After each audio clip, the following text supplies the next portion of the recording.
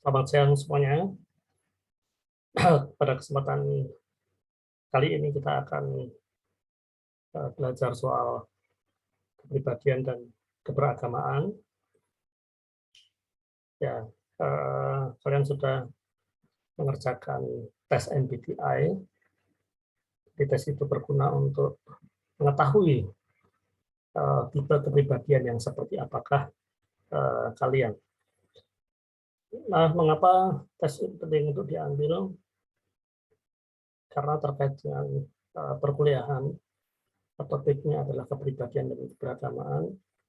Saya ingin kalian mengerti bahwa kepribadian seseorang itu mempengaruhi atau sangat berpengaruh terhadap bagaimana dia beragama, entah dari cara berdoanya, cara beribadah, dan cara beragama yang lainnya.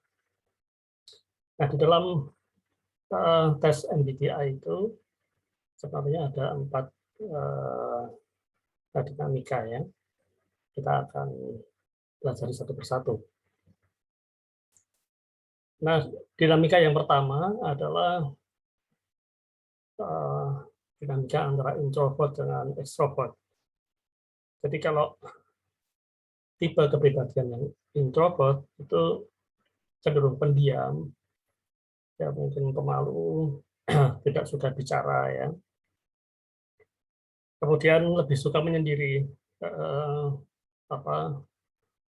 Kalau yang ekstrim mungkin menutup diri dan tidak bersosialisasi, tetapi kebanyakan dari kita yang introvert, ya mereka tidak terlalu suka kegiatan-kegiatan yang sifatnya ya bergaul, bersosialisasi,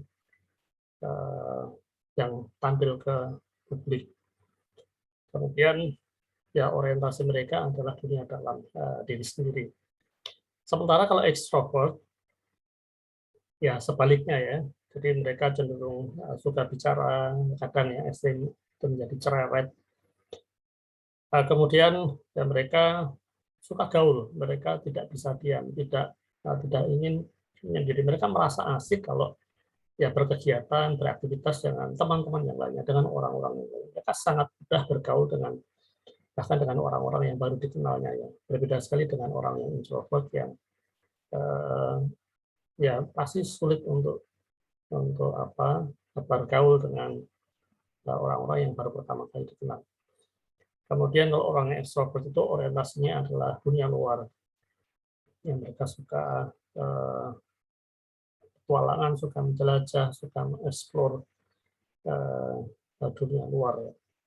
Nah, jadi ini adalah dinamika antara introvert dengan extrovert. Nah, mungkin ada di antara kalian yang introvert, tetapi dalam hal-hal tertentu pasti ada sisi-sisi yang extrovert juga, karena tes MBTI itu ketika keluar hasilnya, itu ada persentase yang menunjukkan kalian berapa persen introvert dan berapa persen extrovert. Jadi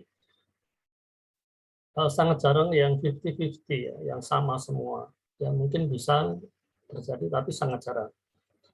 Nah, ya kebanyakan mungkin 60, 70 mungkin, atau bahkan ada yang sampai 90, itu yang satu sisi entah introvert atau extrovert. Sementara yang sisi lainnya cenderung rendah. Tapi selalu ada dua sisi ini. Sangat jarang yang 100% introvert atau 100% extrovert. Nah, terkait dengan topik kita, kepribadian dan keberagamaan, ada contoh-contoh yang menarik. Misalnya orang yang introvert lebih suka berdoa dengan diam, mungkin masuk ke kamar ya, duduk tenang, berdoa dalam hati, suasana yang hening, teduh. Nah, mungkin orang yang ekstrovert suka yang lebih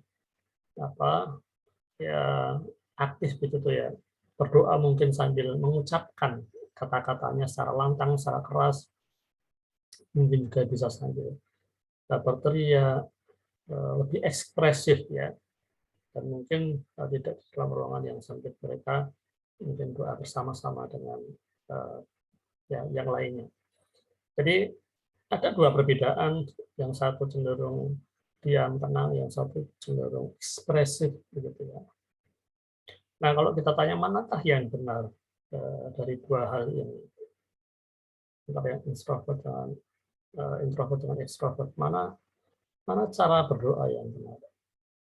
Ya, tidak ada yang salah, ya, dan tidak boleh ada yang ngaku dirinya yang paling benar, karena masing-masing punya kepribadiannya, dan kepribadian itu membawa bagaimana dia berdoa, beribadah, atau beragama. Ya. Jadi orang yang introvert, yang tenang, tidak bisa menghakimi bahwa orang yang berdoa dengan keras, dengan teriak-teriak, dan ekspresi itu cara berdoa yang salah. Ya. Karena mereka kepribadiannya memang lebih ekspresif seperti itu. Sebaliknya juga demikian. Yang ekstrovert tidak bisa mengatakan, ini yang diam-diam saja ini kurang spirit, ya, kurang semangat. Ya. Jadi kepribadian sangat mempengaruhi cara orang beragama. Ini dinamika yang pertama. Nah, kemudian dinamika yang kedua itu adalah sensing dengan intuition. Nah, kalau kita bicara sensing dengan intuition, jelas sekali perbedaannya ya, antara yang sensing cenderung praktis, realistis, konkret, dan orientasi waktunya ke masa kini. Sementara kalau yang intuition, dia cenderung abstrak, imajinatif, konseptual, dan orientasi waktunya ke masa depan. Ya. Contohnya begini, kalian pasti sudah tidak asing dengan sosok Bunda Teresa, ya, ya, seorang biarawati yang melayani ya orang-orang miskin, orang-orang yang menderita, orang yang sakit, yang tertindas di Calcutta, di India.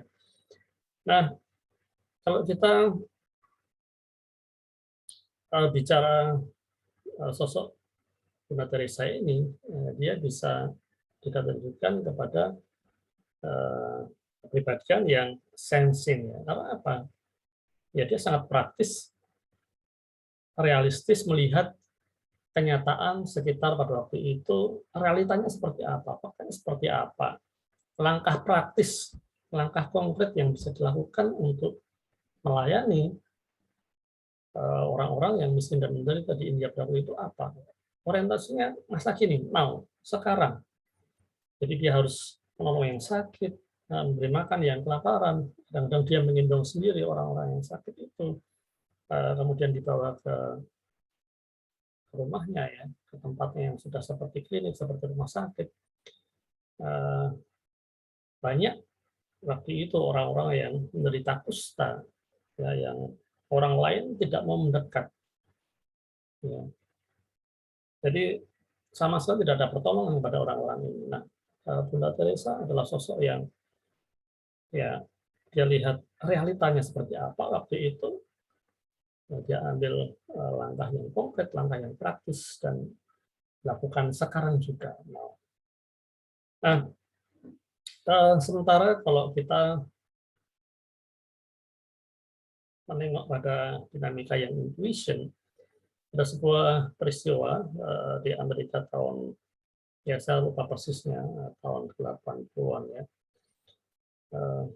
Ya, saya lupa persisnya, tapi pernah terjadi di Amerika. Ada seorang pemimpin sekte yang mengumpulkan pengikutnya, ya, pada waktu itu untuk berkumpul di sebuah peternakan yang sangat luas. Dia mengatakan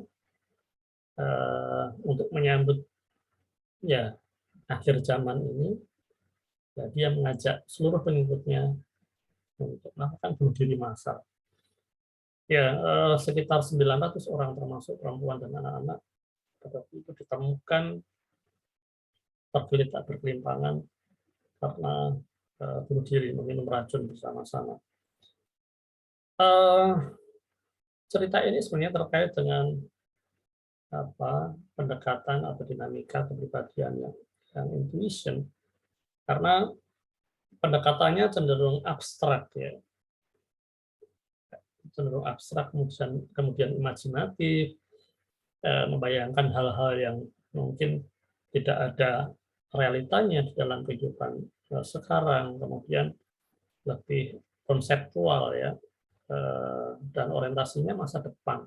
Jadi dia tidak terlalu peduli dengan situasi sekarang, dia nggak mau lihat realita, dia nggak mau lihat apa faktanya seperti apa. Justru dia ingin melarikan diri dari situasi sekarang dan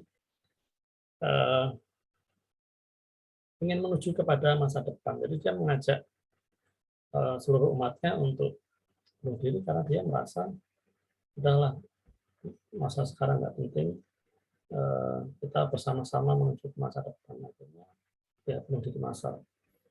Nah, tentu ini adalah contoh yang sangat ekstrim ya, baik yang Bunda Teresa ataupun yang cerita sejarah dari Amerika ini, karena ya sangat sedikit yang bisa seperti Bunda Teresa, dan juga sedikit juga tidak banyak peristiwa-peristiwa bunuh diri massal karena terkait dengan dinamika kepribadian, kecenderungan yang seperti itu. Nah, ya tentu ada banyak peristiwa yang terjadi di dunia ini yang bisa menunjukkan keduanya, baik pelayanan-pelayanan dilakukan oleh orang-orang tertentu ya, yang menunjukkan kepribadian yang sensing, atau juga peristiwa-peristiwa yang menunjukkan kepribadian yang individual. Tapi intinya adalah bahwa kepribadian seseorang itu sangat mempengaruhi cara dia beragama. Jadi kalau kita tahu, kita bisa lebih waspada, kita bisa lebih hati-hati, termasuk kepada ya teman-teman, keluarga, sahabat kita. Kita bisa mengamati ya, mereka biasanya aktif, ekspresif, kemudian menarik diri, kemudian ya mulai banyak bicara hal-hal yang abstrak, tidak realistis, dan tidak pernah peduli dengan masa sekarang. Nah, itu mungkin bisa menjadi semacam warning bagi kita untuk mungkin melakukan pendekatan supaya mereka tidak secara ekstrim terhanyut dalam tindakan-tindakan atau mengambil keputusan yang salah. Nah, ini adalah contoh dari dinamika yang sensing dan intuition. Selanjutnya ada dinamika yang disebut dengan thinking dan feeling. Ada orang-orang yang sangat kuat thinkingnya, dia sangat logis, sangat objektif dan konsisten. Logis dalam arti semuanya diukur dengan logika. Ya, orang-orang yang ketika membaca kitab suci atau mendengarkan khotbah, mendengarkan renungan, dia akan bertanya, ya kitab ini diambil dari ayat ini diambil dari kitab apa, pasal berapa, siapa penulisnya, latar belakangnya apa. Ya, kalau ini kitab sejarah, sejarahnya bagaimana? Kalau ini kitab cerita narasi, ya secara narasi ini bagaimana, plotnya apa, settingnya apa. Ya, dia ingin tahu semuanya itu. Kalau perlu belajar bahasa aslinya supaya mengerti sebenarnya apa yang dikatakan oleh ayat itu. Jadi dia harus logis ya, dan cenderung objektif ya. Kemudian konsisten dalam arti ya dia berpegang pada prinsip-prinsip yang diakui secara logis begitu. Nah, berbeda dengan yang feeling, ya ini kita juga mungkin bicara agak ekstrim ya. Ada banyak orang yang baper ya, sedikit-sedikit memakai perasaan, termasuk ketika mendengarkan khotbah misalnya, mendengarkan renungan atau membaca kitab suci. Sedikit-sedikit menangis, sedikit-sedikit emosi, sedikit-sedikit terharu. Ya, subjektif. Ukuran yang dipakai adalah dirinya sendiri. Dia yang mengukur semua hal dengan perasaan. Ketika menyanyi, tersentuh menangis. Ketika mendengarkan khotbah, tersentuh menangis. Ketika ya semua aktivitas dia mungkin bisa mudah terharu ya, baper. Ya, ini mungkin ekstrim, tapi ada banyak dari kita yang juga mudah tersentuh ketika membaca kitab suci, atau ketika memuji Tuhan, atau ketika mendengarkan renungan gitu ya. Lalu tipe yang feeling itu cenderung akomodatif dalam arti ya, dia bisa menerima berbagai kemungkinan itu ya. Dia tidak ingin memakai logikanya. Benar nggak ya yang apakah benar seperti itu? Apakah ini masuk akal? Apakah itu ya logis? Tidak, dia berusaha menampung semua itu dengan pikiran. Nah, jadi kita tidak bisa mendekati orang yang memang apa secara persentase lebih tinggi thinkingnya atau dia dominan menggunakan logikanya dengan perasaan. Ya. Cerita-cerita yang menyentuh, kemudian hal-hal yang romantis, puisi, bunga, ya mungkin tidak terlalu berpengaruh ya terhadap dirinya, ya. Karena dia ingin segala sesuatunya itu logis. Ya sebaliknya bagi mereka yang feeling, kita tidak bisa mendekatinya dengan pendekatan yang sangat thinking ya. Semuanya harus logis, harus objektif. Tidak bisa, kita harus mendekati juga dengan ya kecenderungan mereka. Pakailah perasaan ya, sentuhlah emosinya. Jadi pendekatan-pendekatan ini jarang diperhatikan baik oleh para pemuka agama maupun oleh ya aktivis-aktivis yang melayani umat gitu ya. Karena semua orang dianggap sama. Meskipun agamanya sama, tapi orang bisa punya kecenderungan yang berbeda-beda ya. Karena tipe kepribadian yang berbeda-beda. Nah, kemudian dinamika yang terakhir adalah judging dan perceiving. Judging bukan dalam pengertian suka menghakimi, tidak ya. Judging dalam pengertian kaku, artinya ya dia strict, kalau sudah ini ya, fix, teratur dan sistematis. Kalau sudah terjadwal, hari ini jam sekian melakukan ini, ya dia harus lakukan itu. Ya, kalau ada ibadah mulai jam sekian, ya dia harus lakukan itu. Jam sekian, ya. Ikut itu jam sekian. Nah, orang-orang seperti ini cenderung suka ibadah yang liturgis ya, yang ada liturginya. Habis ya berdoa, habis pujian, kemudian membaca firman, ya ada urutan-urutan yang sudah fix dan dia ikuti urutan-urutan itu. Sementara yang perceiving dia lebih fleksibel ya. Oke lah, telat-telat sedikit nggak apa-apa, kita mundur sebentar nggak apa-apa karena belum banyak yang hadir misalnya. Kemudian spontan, tidak harus berurutan. Kalau habis ini harus itu, tidak. Mungkin di tengah di tengah ya ibadah, kemudian ada sesuatu yang ingin disampaikan atau ada sesuatu yang ingin dilakukan ya secara bersama-sama dengan umat misalnya. Ya, dia bisa saja melakukan itu. Kemudian adaptif, artinya ya dia lebih mudah menyesuaikan diri dengan perubahan-perubahan yang ada. Jadi banyak orang yang bekerja dalam tim itu juga kadang-kadang terbentur dengan dinamika ini. Ada yang judging, ada yang perceiving. Semua harus paham. Yang memang saklek, yang fix, yang kaku, ya, tertib dan teratur, dia harus paham bahwa mungkin temannya adalah tipe yang perceiving. Dia cenderung fleksibel, cenderung spontan, adaptif. Maka diperlukan penyesuaian-penyesuaian. Ya, selain pemahaman juga penyesuaian. Juga dalam hal ibadah, dalam hal kegiatan-kegiatan agama. Nah, jadi intinya adalah bahwa kepribadian kita itu sangat menentukan cara kita beribadah, cara kita berdoa, cara kita beraktivitas, aktivitas keagamaan, apapun itu. Jadi jangan merasa paling benar, jangan suka menghakimi orang lain, karena semua punya perbedaan, karena semua punya ya kepribadian yang unik ya. Bahkan yang kembar pun bisa punya kepribadian yang berbeda sama sekali. Nah, kalian bisa mengikuti bincang istimewa dengan si kembar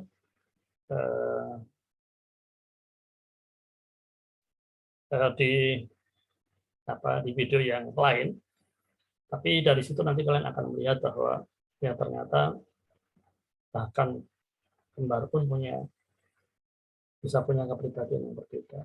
Apalagi kita ya umat beragama ini yang sama sekali mungkin secara biologis tidak ada kaitan darah misalnya, tidak dalam satu keluarga, kemudian juga berbeda-beda latar belakang, suku budaya, dan banyak hal lainnya, maka selalu ada kemungkinan, bahkan besar kemungkinan bahwa kita punya cara yang berbeda, punya pendekatan yang berbeda. Tetapi semuanya itu tentu harus diterima, kemudian dijadikan pedoman bagi kita untuk bisa berelasi dengan sesama kita dengan baik. Nah, itu materi untuk topik kepribadian dan keberagamaan. Sekian dan terima kasih. Tetap sehat, tetap semangat. Tuhan memberkati.